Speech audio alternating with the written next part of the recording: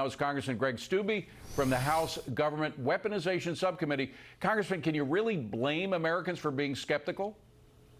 No, I obviously skeptical too, because you're seeing all this information, this evidence before the American people of all the corruption that's going on in the Biden family, the Department of Justice and the FBI.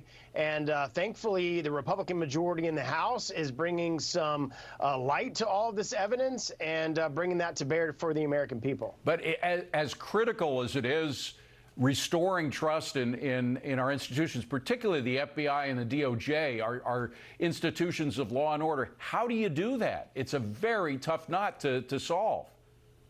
Well, we're going to have to go through impeachment proceedings for Merrick Garland, for Director Wray, for all of that to bring some type of assurance to the American people that the highest levels of the DOJ and the FBI, it's not corrupt, but it's going to take time, and it's going to take a new administration to really right all the wrongs that have happened over the years. I mean, this just didn't happen in the last couple of years. This has been going on for decades in the DOJ and the FBI. Even during the Trump campaign, the Russia collusion hoax, the intelligence apparatus used to spy on citizens. So it's going to take a while for the American public to have confidence in the FBI and the DOJ again. So you think the evidence has already risen to the point where there is enough evidence for an impeachment of the AG? How about of Biden himself?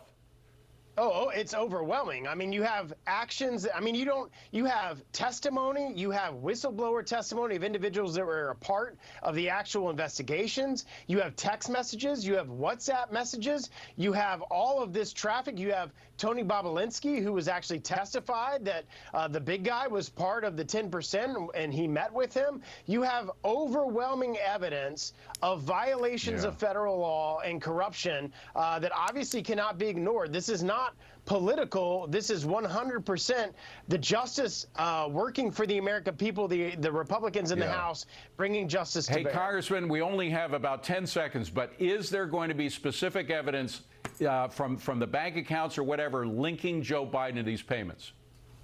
Yeah, and that's what we're going through now. There's multiple subpoenas that are out, and at this point, it's about $40 million that we see that the Biden family has gotten from foreign dealings. Greg Steube, thank you very much for being here. Appreciate it, Congressman. Thanks Well, I'm David Asman.